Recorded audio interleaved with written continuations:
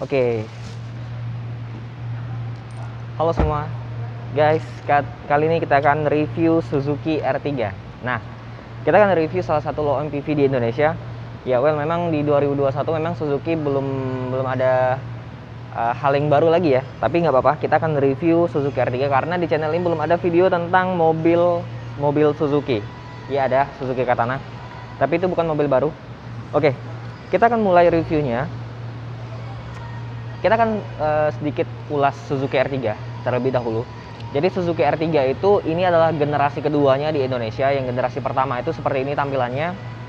Nah, Suzuki R3 di Indonesia itu terkenal sebagai low MPV yang punya kenyamanan. Kenyamanan itu salah satu yang terbaik dan juga punya efisiensi bahan bakar yang baik juga, dan mobilnya comfort. Nah, di generasi kedua ini, dia cukup melakukan perubahan yang cukup signifikan mulai dari bagian desain, eksterior, termasuk juga bagian interiornya.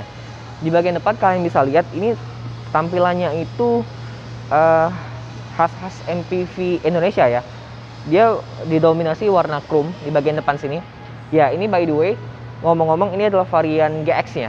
Ini salah satu varian tengah kalau Suzuki bilangnya itu varian tengah, karena ada lagi varian yang lebih di atasnya, itu varian sport yang ditambahin sedikit body kit di bagian eksterior, damper belakang, dan juga beberapa aksen yang membuat mobil itu terlihat lebih sporty lagi. Nah, di sini untuk varian GX dia memang nggak ada body kit, jadi benar-benar mobilnya itu basically ini adalah mobil yang diperuntukkan sebagai memang benar-benar fungsionalnya seperti ini. Jadi grillnya ini didominasi warna chrome. Orang Indonesia tuh suka banget yang chrome-chromean. Terus untuk lampunya ini menggunakan proyektor, tapi memang ini proyektornya masih menggunakan bohlam halogen. Lampu jauhnya masih menggunakan halogen yang multi reflektor. Sennya ada di sini. Terus di bawahnya dia ada fog lamp dan ada cladding plastik berwarna hitam, membuat tampilan itu sedikit sporty. Nah, untuk ground clearance, memang ground clearance-nya ini nggak setinggi expander ya, tapi sudah cukup untuk melewati jalanan-jalanan di Indonesia. Nah, velgnya sendiri di bagian sini bisa kalian lihat, dia velgnya keren. Ini untuk varian X dia menggunakan warna yang dual tone. Ukurannya ini 185 65 ring 15. Jadi ini ringnya itu 15 inci sebagai standar. Tapi untuk yang varian di bawahnya itu GL, kalian bisa lihat di situ unitnya. Dia velgnya itu single tone. Sebenarnya saya lebih suka velg yang seperti itu sih, lebih kelihatan elegan. Walaupun ini kelihatan sporty. Di sini ada emblem VVT. Jadi ada variabel geometrik untuk sistem bahan bakar mobilnya. Nah, sebelum kita ulas bagian samping, kita lihat dulu mesin yang digunakan. Ini juga kunci sudah pakai keyless, jadi ada tombol di bagian sini.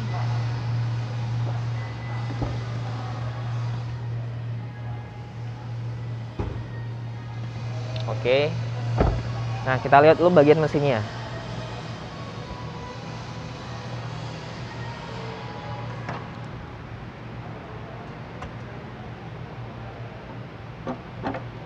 Oke, di sini kalian bisa lihat, coba lihat sini. Ini mesinnya, ruang mesinnya kelihatan lebih apa ya? Mesinnya agak sedikit ke belakang, dan di sini tuh agak ada ruangan kosong nih.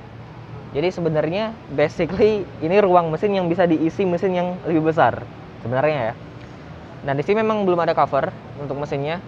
Nah, untuk mesinnya sendiri itu mesinnya basically sama dengan Suzuki Jimny. Jadi menggunakan mesin berkode K15B, menghasilkan output daya 105 PS dan torsi 138 Nm. Ya, memang bukan tenaga yang terbesar untuk di kelasnya, tapi secara fungsional memang mobil low MPV itu bukan mobil yang diperuntukkan untuk cari kecepatan atau punya mesin yang bertenaga. Punya mesin bertenaga di low MPV itu saya rasa itu percuma, karena memang mobil ini diperuntukkan untuk mencari efisiensi bahan bakar yang sehemat mungkin dan berkendara sehalus mungkin.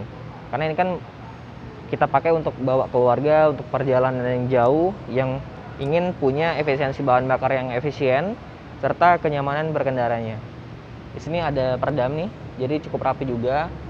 Kap mesinnya memang belum dicat warna body, dan ruang mesinnya memang sedikit ke expose ya.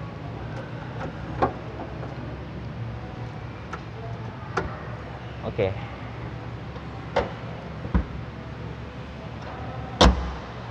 Nah, sekarang kita bahas dulu bagian sampingnya.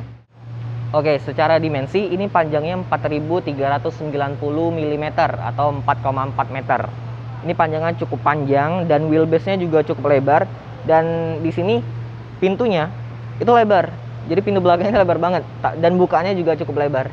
Jadi akses untuk masuk ke dalam baris kedua tuh cukup mudah. Oke. Dan di sini tuh profilnya, kalau kalian ingat, ini kayak apa ya, Honda Mobilio, tapi memang didesain lebih kecil. Jadi di sini tuh agak sedikit floating kacanya di bagian sini. Nah, untuk overhang belakangnya ini cukup panjang ya di sini. Jadi saya rasa ini untuk kapasitas bagasinya akan lebih baik lagi di bagian dalamnya. Nanti kita akan lihat. Nah, kita sampai ke bagian belakang. Di bagian belakang ini bentuk lampunya, stop lampnya sebenarnya mirip dengan Xpander ya. Tapi sebenarnya Suzuki udah mention hal itu. Dia bilang Suzuki sudah develop mobil ini lebih dulu daripada Xpander memang, dan peluncurannya memang duluan Xpander daripada Suzuki. Di bagian belakang untuk di sini ya, dia belum ada kamera mundur untuk tipe GX-nya. Untuk desain itu selera, tapi sebenarnya desainnya bisa dibilang bagus, bisa dibilang juga agak kurang bagus karena memang di sini nggak ditambahin spoiler di bagian belakang. Tapi untuk versi yang sport, untuk yang varian tertingginya, dia dikasih spoiler di bagian atas. Di sini ada high mountain stop lamp, rear defogger, wiper, lengkap. Ada 2 buah sensor parkir dan ada left reflector di bagian sini. Kita lihat bagasinya. Oke. Nah, bisa ke depan dikit. Nah, ini bagasinya. Ini posisi bangku baris ketiga terlipat ya. Jadi dia bisa tuh hampir rata rantai di bagian sini. Dan ini juga dia ada kompartemen yang bisa dibuka. Kalian bisa taruh lagi barang nih di bagian sini. Jadi ada penyimpanan rahasia. Ada 2 buah. Dan ban serep dia ditaruh di bagian bawah.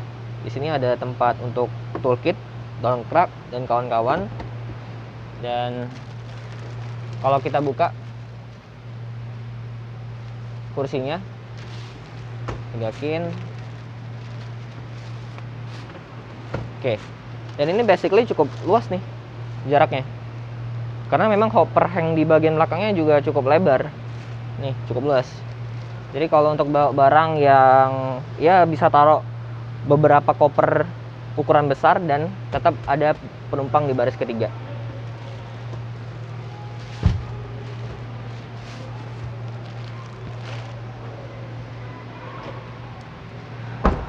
Oke, karena ini adalah sebuah low MPV, gak afdol kalau kita nggak bahas bagian baris ketiga atau baris keduanya dulu.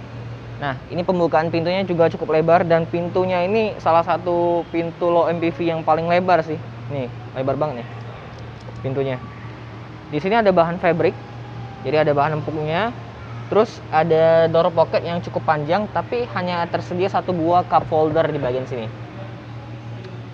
Nah, untuk masuk ke baris ketiga, dia ini sistemnya. Nah, ini ada tuas di sini. Kalian klik ini untuk majuin. Oke.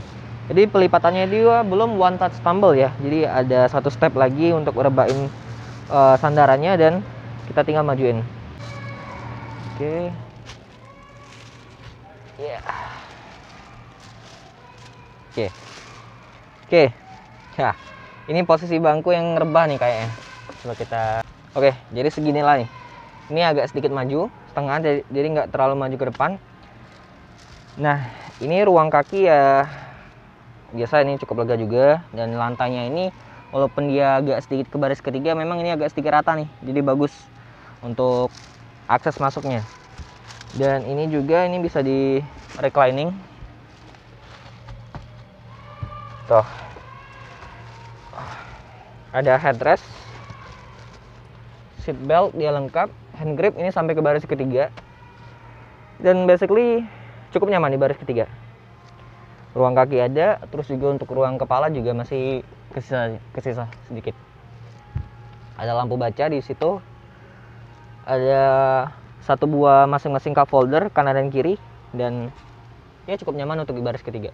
Visibilitas dia cukup besar karena ini kacanya itu lebar ya di bagian kanan dan kiri, jadi nggak claustrophobic juga di bagian belakang. Kita lihat di baris kedua gimana akomodasinya. Ini posisi bangkunya atau joknya ini majunya belum sampai mentok, jadi masih di setengah lah. Terus juga untuk sandarannya kita set lagi seperti ini. Oke, ya ini posisi yang nyaman juga, relax. Dan untuk menambah kenyamanan disediain armrest dong di sini. Good job, nyaman. Untuk bahannya dia fabric ya, dominasi seluruhnya fabric, jadi belum ada yang pakai kulit. Untuk segi keamanan dia ada Isofix untuk child seat di bagian sini. Isofix, jadi untuk kalian bawa untuk yang naruh bayi itu bisa. Tapi kurangnya kalau kalian duduk di tengah, ini memang nggak ada headrest nih di tengah sini. Sayang sekali nih, nggak ada headrest. Terus di sini dia dapat double blower yang asli ya. Double blowernya ada 4 buah ventilasi AC dan speednya ada 3 buah. Bisa diatur di sini. Pakai kanal putar. Ini safety belt lengkap. Tapi untuk yang safety belt di baris ke tengah ini nggak ada safety belt sama headrest.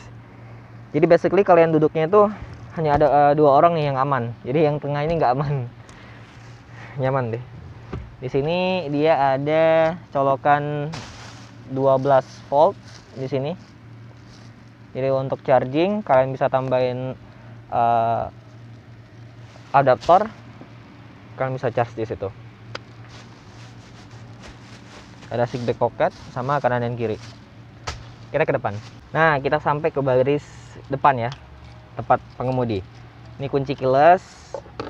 Nah, untuk joknya ini enggak tahu kenapa saya rasa jok yang di depan ini lebih empuk ya. Untuk sandarannya lebih empuk dan juga side supportnya ini seriously ini lebih empuk. Kursinya ini bisa maju mundur. Terus dia bisa di recline ya, harus bisa lah. Terus dia bisa maju naik turun juga. Ini posisi paling rendah nih. Ini transmisi yang kita tes ini transmisi manual 5 percepatan. Kalau yang otomatis itu 4 percepatan yang masih konvensional. Untuk setirnya ini bisa tilt, jadi belum bisa teleskopik. Oke. Nah, ini posisi mengemudinya ergonomis. Jadi pas nih posisi mengemudinya. Nah, untuk setirnya di sini untuk varian tertinggi dia dibalut dengan yang pakai kulit, pakai jahitan asli juga. Dan di bagian bawah sini ada wooden panel berwarna hitam coklat-coklat tua. Jadi kelihatan mewah.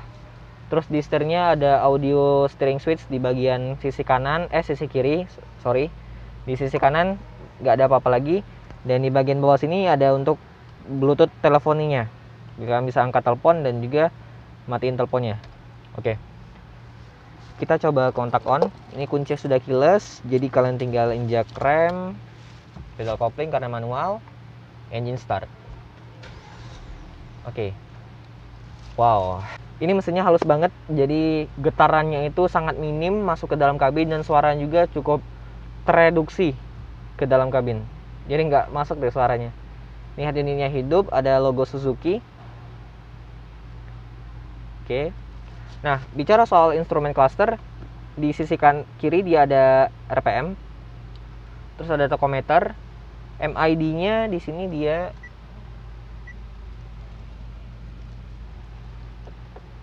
ya, hanya bisa dipakai tuas tombol yang ada di sini. Cuman informasinya sedikit sih, nggak terlalu komplit informasinya. Untuk wiper, dia ini ada intermittennya. Terus juga untuk headlampnya dia ada fog lamp tapi belum auto. Dan ke bagian dashboard, kalau kita lihat bahasa desain dashboard ini sebenarnya campur aduk. Ada sisi elegannya, ada juga sisi murahnya. Tapi kalau yang generasi sebelum ini, dashboardnya itu terlihat terintegrasi, terlihat integrated, terlihat mewah. Tapi kalau yang ini tuh agak campur aduk. Contoh, di sini dia ada wooden panel berwarna coklat. Ini keren banget, ini mewah banget. Dan terus di bagian sisi AC-nya sini dia penempatannya itu bagus. Jadi tertata dengan rapi dan juga ada heaternya. Nah, tapi untuk bagian head unitnya di sini agak sedikit menonjol lah di bagian sini. Dan ini juga basically adalah head unit yang aftermarket, jadi belum terintegrasi dengan mobilnya. Tapi sebenarnya ini head unitnya cukup responsif juga untuk di kelasnya. Dan belum ada Apple CarPlay dan juga Android Auto di sini. Nah, untuk dashboardnya, ini visibilitas dashboardnya juga cukup baik. Jadi dashboardnya agak sedikit panjang ke depan, tapi nggak sepanjang Expander. Dan untuk secara visibilitas posisi berkendara ini ergonomis. Jadi visibilitas ke depan itu luas, ke samping luas, ke belakang juga luas. Spion ini belum ada cetekan apa-apa, jadi bener-bener basic sekali spionnya. Dan minusnya lagi di sini tuh dia nggak ada kaca untuk sun visor di sini. Dan bahannya juga ini seperti bahan LCG sih, tipis banget. Nggak ada premium sama sekali. Dan di sini ada kaca nih, tapi nggak ada penutupnya dan lampu juga nggak ada. Dan di sini lampunya halogen dan nggak ada lampu yang individual antara kanan dan kiri. Jadi basically lampunya cuma seperti ini aja nih. Oke. Kelebihannya dia ada colokan USB dan aux di bagian bawah. Soket 12 volt satu di sini. Ada laci penyimpanan lagi terbuka di sini dan luar biasa nih. Untuk mobil di kelasnya dia ada untuk cooler seat untuk cup holder. Jadi kalau kalian hidupin AC, ini kalian hidup AC. Nah, di sini ini bisa diatur nih. Nah, dibuka dan di sini ada angin. Jadi kalau kalian taruh minuman di sini bisa dingin tuh minuman. Atau lubang ventilasinya di sini. Oke, rem tangan dia masih manual. Jadi belum yang pakai elektrik-elektrikan. Untuk electric mirror dia juga bisa elektrik secara dari dalam. Oke. Ini AC-nya juga sudah pakai yang auto. Modenya juga cukup lengkap sampai ke kaki. Front defogger, rear defogger. Kopling dia enteng untuk yang manual. Dan laci penyimpanan di sini kecil, nggak terlalu gede. Ini AC-nya desainnya cukup unik ya di sini. Ada kesan mewahnya dan juga ada kesan murahnya. Oke. Bagus sih mobilnya. Dan harganya ya masih bersaing dengan yang pemain di kelasnya seperti Expander, Mobilio, Avanza, dan kawan-kawan. Oke, jadi kesimpulannya mobil ini tuh punya value yang baik ya. Value-nya dia punya mesin yang gak terlalu bertenaga, tapi efisien, nyaman, dan untuk di dalam kabinnya dia punya material yang cukup baik. Mulai dari pemilihan material di sini dia dikasih kulit, walaupun bahan joknya masih fabric, tapi fabricnya empuk. Dan untuk ruang kabin dia salah satu yang terlega juga di kelasnya, walaupun memang nggak selega Expander. Jadi ini bisa jadi pilihan kalian untuk beli mobil low MPV yang punya kelebihan-kelebihan tersebut. Dibandingkan dengan kompetitor, memang Suzuki itu lebih punya mesin yang lebih halus sih dibandingkan kompetitornya, dan juga lebih efisien. Oke, terima kasih buat semuanya yang sudah nonton video ini dari awal sampai habis. Sampai jumpa di video selanjutnya, dan jangan lupa untuk klik like, subscribe di bawah, dan komen pendapat kalian yang sudah punya Suzuki R3 atau pernah rawat Suzuki R3 atau belum pernah beli Suzuki R3 juga bisa komen di bawah. Sampai jumpa di video selanjutnya dan bye bye.